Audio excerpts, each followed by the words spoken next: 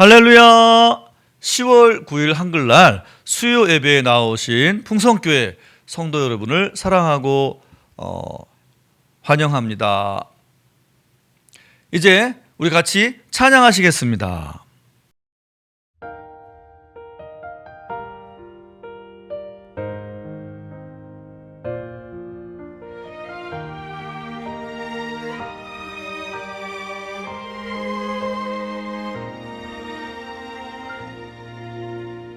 화려하지 않아도 정결하게 사는 삶, 가진 것이 적어도 감사하며 사는 삶, 내게 주신 작은 힘 나눠주며 사는 삶, 이것이 나의 삶의 행복이라오.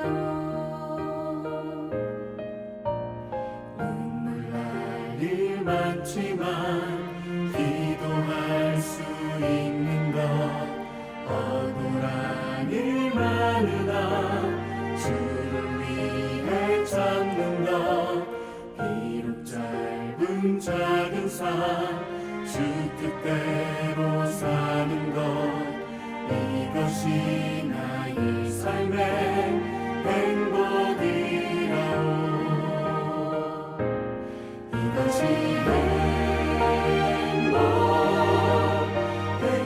행복이라오. 세상은 알 수 없는 하나님 선물, 이것이 행복이라오. 하나님의 자녀로 살아가는 것, 이것이 행복이라오.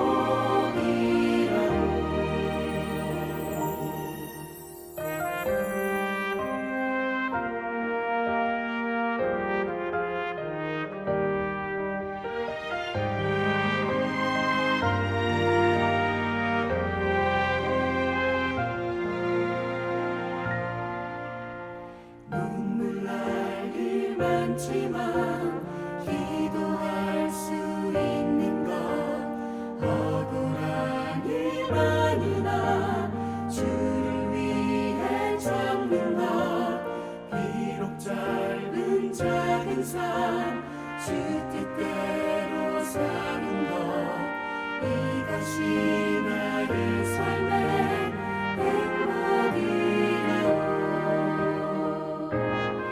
이것이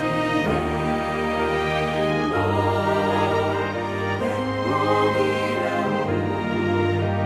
세상은 알 수 없는 하나님 선물, 이것이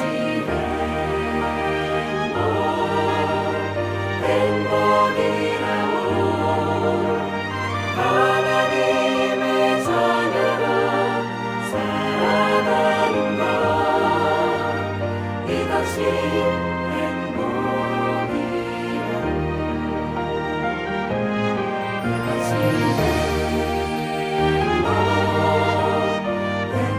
행복이라오.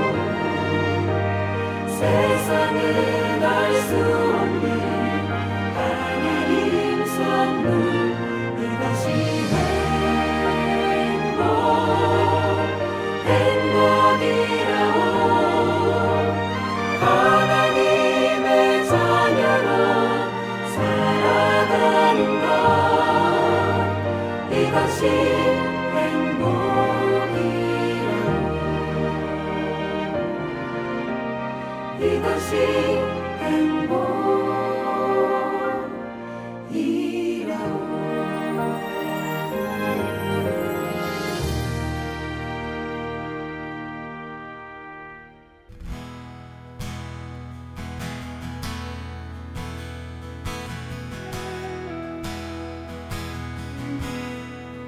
내 영혼이 은총이 중한 죄짐 벗고 보니 슬픔 많은 이 세상도 천국으로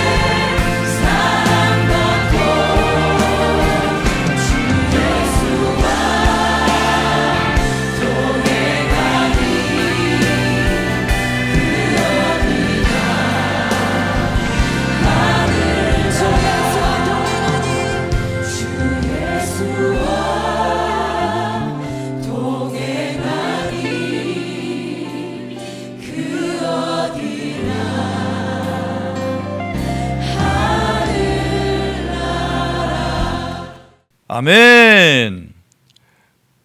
이제 우리 하나님 말씀 보겠습니다. 본문은 신명기 10장 13절 말씀입니다. 제가 봉독하겠습니다. 내가 오늘날 내 행복을 위하여 내게 명하는 여호와의 명령과 규례를 지킬 것이 아니냐. 아멘. 옛날에 그 요술쟁이들이 살았는데 그 사람들이 이제 행복의 비밀을 인간으로부터 없애자. 인간을 행복하게 하는 게 좋은 게 아니야. 그래가지고 행복을 숨겨놓기로 했대요. 그래서 어떤 지혜가 있는 요술쟁이가 야, 땅속 깊이 행복을 숨겨놓자. 그랬더니 이제 다른 요술쟁이들이 분명히 인간들은 집요하고 똑똑해서 그 행복을 다 파서내서 또 갖게 될 거야. 그랬더니 또 다른 요술쟁이가 그러면 산꼭대기 높은 곳에다가 그 행복을 숨겨놓으면 거기까지 인간이 안 갈 거야. 아니 그랬더니 또 다른 요술쟁이가 하는 말이 분명히 그래도 산꼭대기까지 인간들은 올라가서 그 행복을 갖게 될 거야.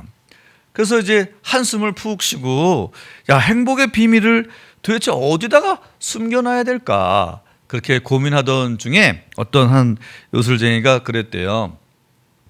인간의 마음 깊은 곳에 숨겨놓자.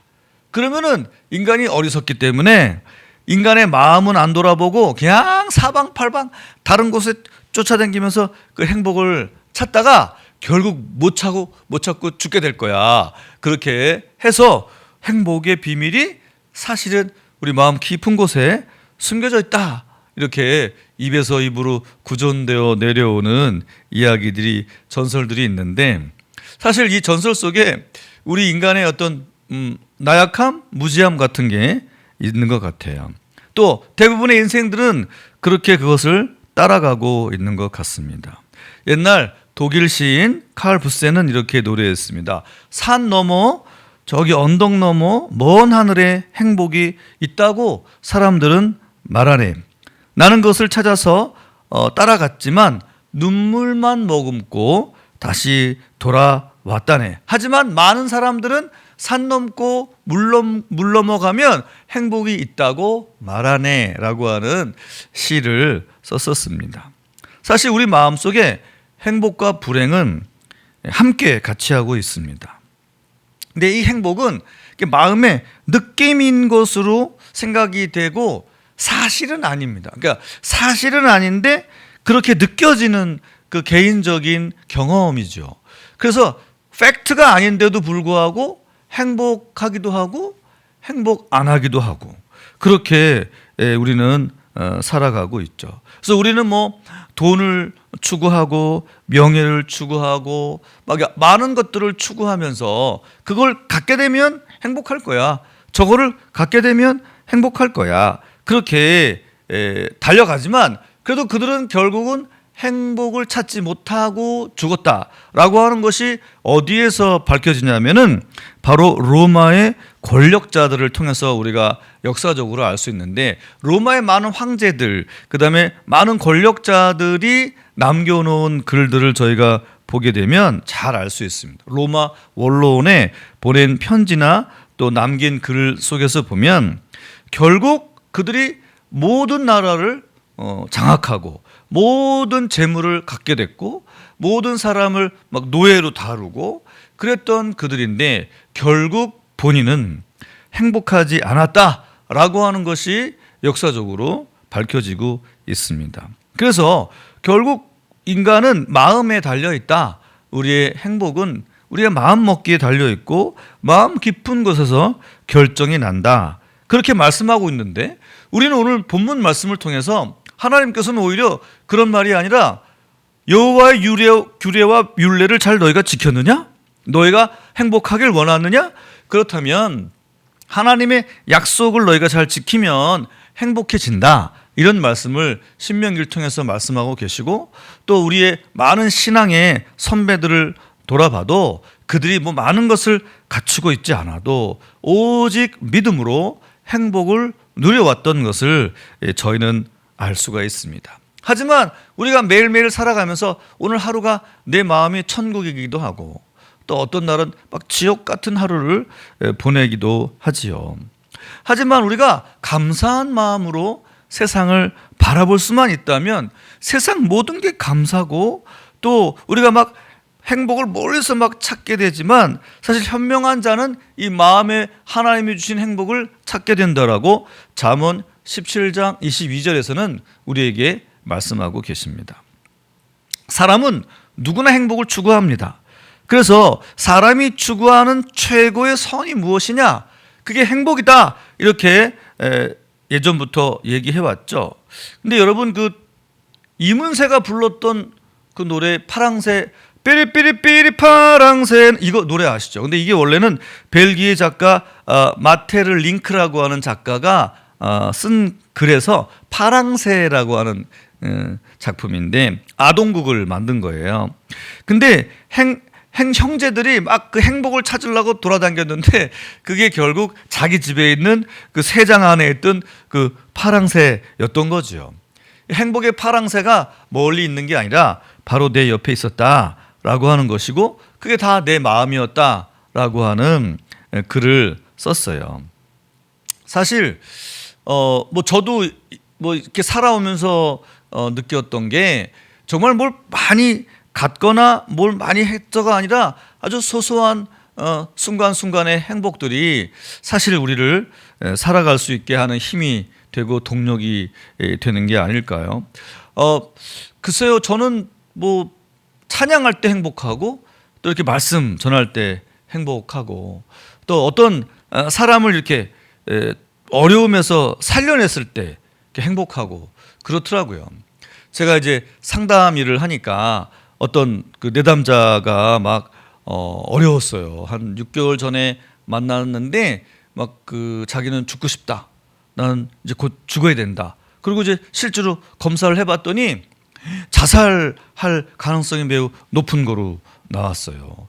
그래서 아주 젊은 여성인데 그런 결정을 하면 안 되잖아요. 그래서 이제 그 사람하고 계속 상담하고 또 이렇게 격려하고 지지하고 공감하고 또 문제에 대해서 같이 토론하고 얘기하면서 이 사람이 많이 좋아진 거예요. 근데 사실 사람이 좋아지면 눈빛이 이렇게 달라지거든요. 근데 눈빛이 달라지는 이유는 우리 뇌하고 눈이 제일 가까이 붙어 있죠. 근데 사실 우리의 마음은 뇌에 있기 때문에 이 마음의 표현이 눈으로 딱 나오죠. 그래서 눈이 마음의 창이다. 우리가 이제 이렇게 얘기하는데 사실 정확한 표현입니다. 근데 이 친구가 좋아져가지고 결국은 이제 더 이상 상담을 하지 않게 된 거예요. 그래서 이제 건강해졌으니까 그래서 마지막으로 저한테 이렇게 편지를 썼는데 제가 오늘 여기서 보여드릴 수는 없는데 나중에 한번 보여드릴 기회가 있으면 한번 보여드리고 싶은데 저를 만나서 상담을 해가지고 죽으려고 그랬던 사람이 다시 살게 됐고 힘을 얻어서 너무 감사하다. 다시 만날 일은 없다. 왜냐하면 내가 안 좋아질 일이 없을 테니까 건강하니까. 하지만 다시 만나게 된다면 우리가 서로 좋지 않은 상태에서 만나게 되는 거겠지만 다시 만나게 되더라도 기쁠 것 같다. 아주 좋은 선생님을 자기가 만나서 너무 기뻤다. 그러니까 뭐 어렸을 때 상담을 받아봤는데 상담에 대해서 기대가 1도 없었대요. 근데 저를 만나고 나서 굉장히 좋아지고 행복해져가지고 건강하게 살아갈 수 있게 됐다. 너무 고맙다라고 하는 편지를 제가 보면서 내가 너무 행복한 거예요. 다른 사람을 살렸구나. 죽어가는 한 영혼을 내가 살렸구나라고 하는 것 때문에 너무 행복해가지고 제가 이제 우리 아내한테 여보 나 이래가지고 이 사람이 이렇게 살아나서 너무 행복해. 그랬더니 아유 잘했네. 그러면서 또 플러스 알파가 있죠. 그렇게 우리 가족도 살려라. 또 이런 얘기도 하셨는데 어쨌든 행복이라고 하는 것은 이렇게 누군가를 살려도 행복하고 누군가를 도와도 행복하고 그런 것 같아요. 근데 사람이 뭔가를 갖는 것도 행복하겠죠. 내가 갖고 싶은 뭐 시계를 꼭 갖고 싶었는데 그 시계를 사가지고 차게 되면 많이 행복하죠. 제가 또 이 양복을 오늘 이렇게 새로 입었는데요.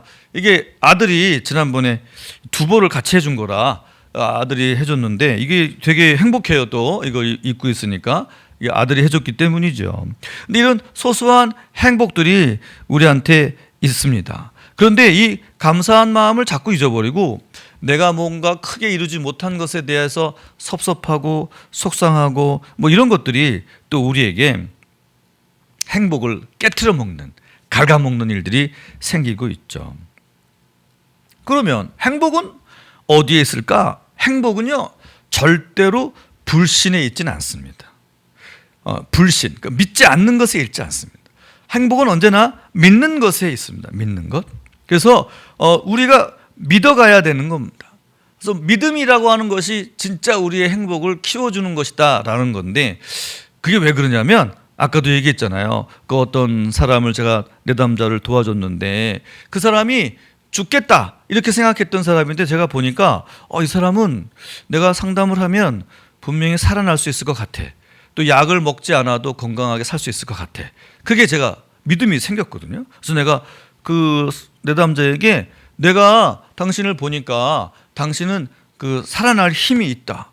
예수를 잘 믿는 믿음이 있고 스스로 또 이겨내고자 하는 의지도 있고 하니까 약을 꼭 먹지 않아도 당신은 이길 수 있을 것 같아요.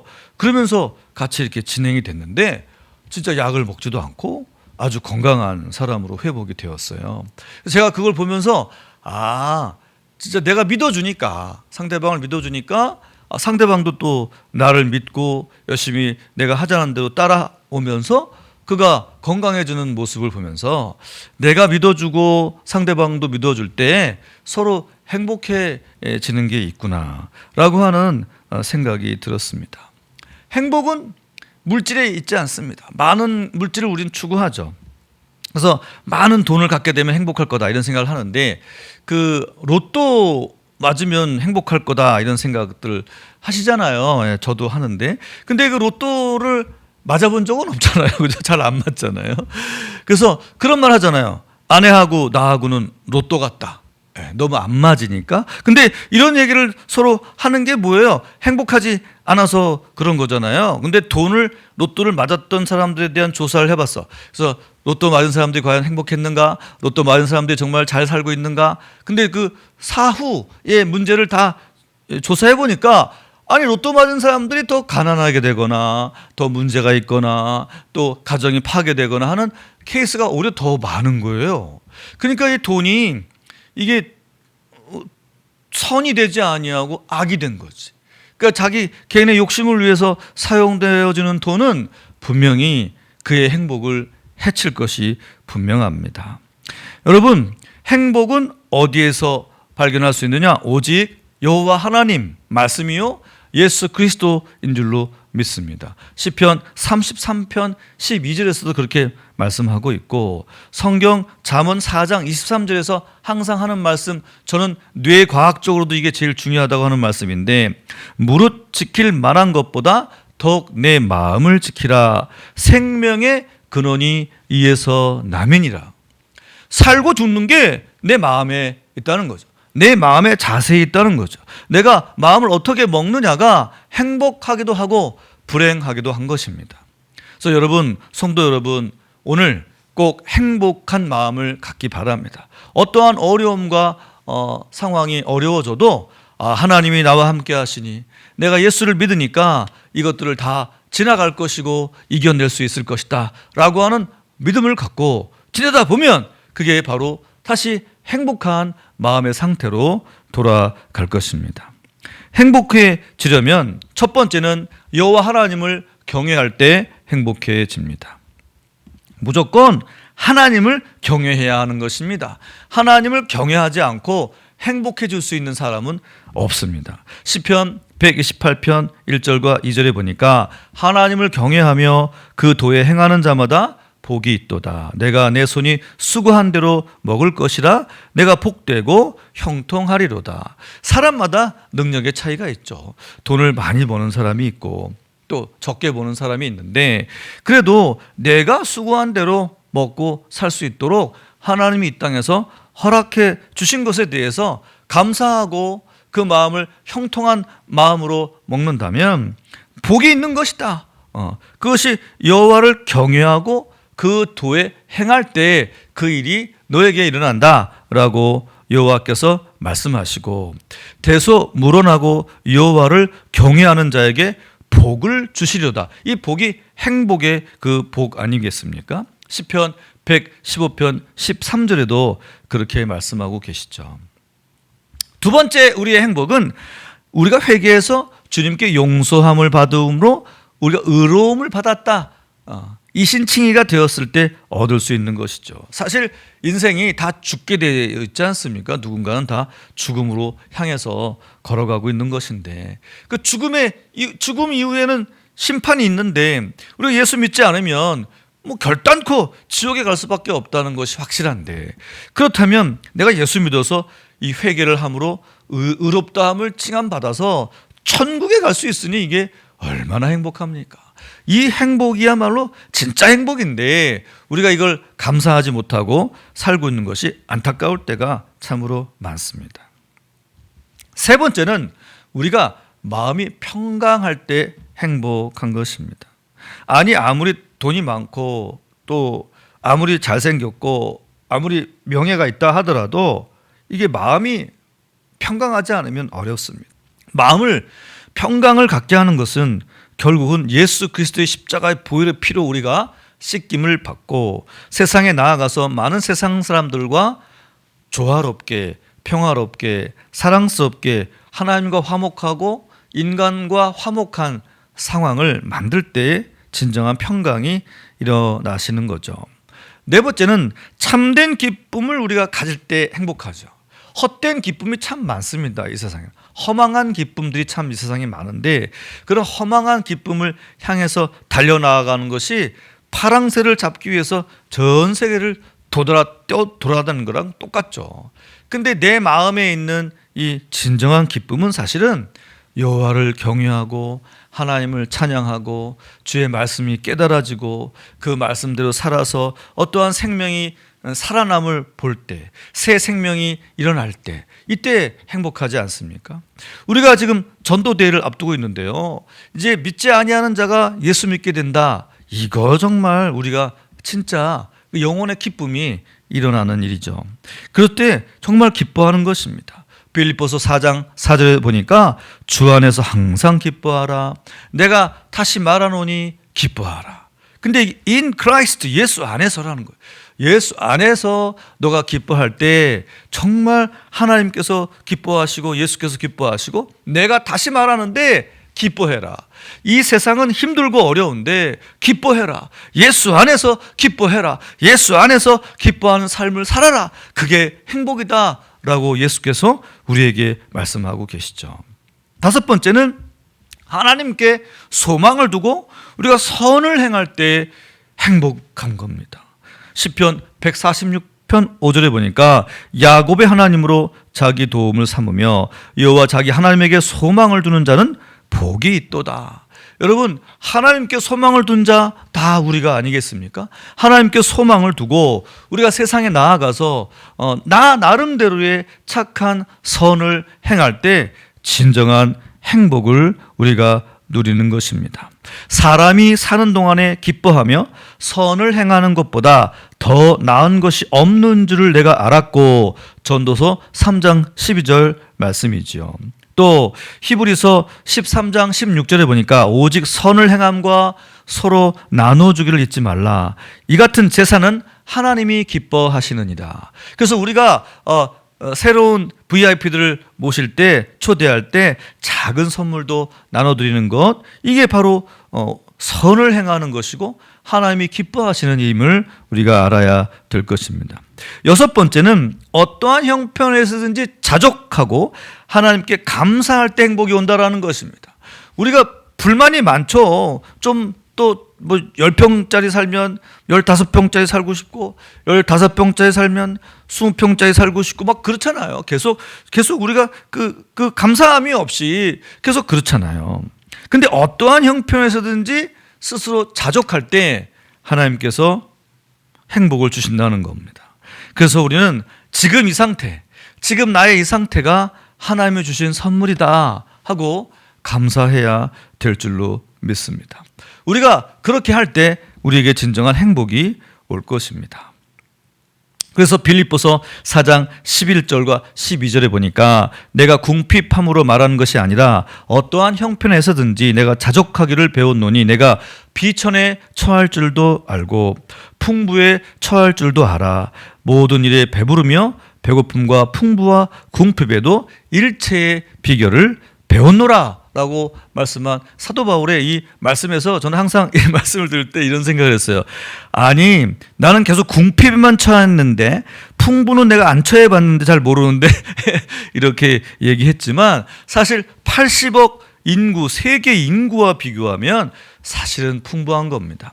지금 대부분의 못 사는 나라, 중진국 이하의 나라가 70억이래요. 70억. 근데 이 70억은 3명 중에 1명이 굶어 죽어가고 있는 상황이래요.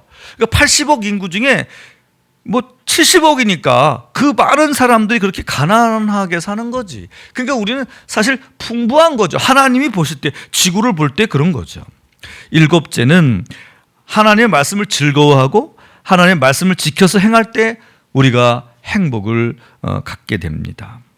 생명이 없는 사상이라고 하는 책을 썼던 힐티라고 하는 스위스의 철학자가 있는데, 생명이 있으려면 그 생명 안에 제대로 된 철학이 있어야 되는데 그게 바로 그리스도의 복음의 철학이 내 안에 없으면 죽은 거다, 이렇게 생각한 거죠. 그래서 복음을 내가 갖고 있고 복음을 전할 수 있는 자만이 살아있는 자다. 그러니까 여기 이 설교를 듣고 있는 모든 성도 여러분은 살아있는 자입니다. 생명이 있는 사상을 갖고 있는, 잠을 자고 살아있고 움직이고 있는 것이죠. 복 있는 사람은 악인의 꾀를 쫓지 아니하고 죄인의 길에 서지 아니하고 오만한 자의 자리에 앉지 아니하고 오직 여호와 율법을 즐거워하며 그 율법을 주야로 묵상하는 자로다라고 시편 1편에서 우리가 잘 알고 있지 않습니까? 그러므로 우리는 모든 것을 주관하시는, 생사화복을 주관하고 계시는 하나님께 이 행복이 있다. 행복의 주권자, 주관자가 누구냐? 여호와 하나님이시다. 그래서 그 행복은 또 우리의 마음에 있다. 하나님이 날 창조하실 때 이 마음 안에 넣어놨다. 그리고 이 행복은 우리가 하나님과 이웃을 사랑할 때 진정한 행복이 생길 수 있다라고 하는 사실을 여러분 잊지 마시고, 오늘도 성도 여러분 모두가 이 주신 말씀을 통해서 행복을 깨닫고 행복한 삶을 살아가시기를 주님의 이름으로 부탁을 드립니다. 기도하겠습니다. 하나님, 감사합니다. 오늘 말씀을 보면서 진짜 행복이 여호와 말씀 안에 있고 또 그리스도 예수를 믿고 살아가는 우리 안에 있음을 알게 되었음을 감사드립니다. 이 모든 말씀 살아계신 예수님의 이름으로 기도합니다. 하늘에 계신 우리 아버지여, 이름이 거룩히 여김을 받으시오며 나라에 임하옵시며 뜻이 하늘에서 이루어진 것 같이 땅에서도 이루어지이다. 오늘날 우리에게 일용할 양식을 주옵시고 우리가 우리에게 죄 지은 자를 사하여 준 것 같이 우리의 죄를 사하여 주옵시고 우리를 시험에 들게 하지 마옵시며 다만 악에서 구하옵소서. 대개 나라와 권세와 영광이 아버지께 영원히 싸움나이다. 아멘. 주를 찾는 모든 자들이 주로 말미암아 기뻐하고 즐거워하게 하시며 주의 구원을 사랑하는 자들이 항상 말하기를 하나님은 위대하시다 하게 하소서. 주를 찾는 모든 자들이 주로 말미암아 기뻐하고 즐거워하게 하시며 주의 구원을 사랑하는 자들이 항상 말하기를 하나님은 위대하시다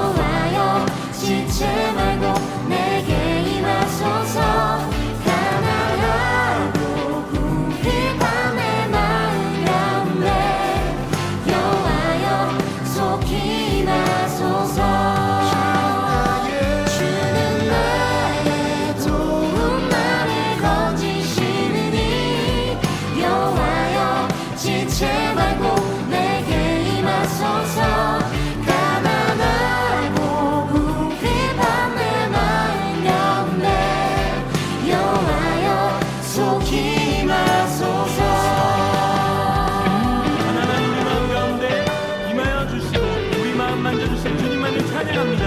아멘.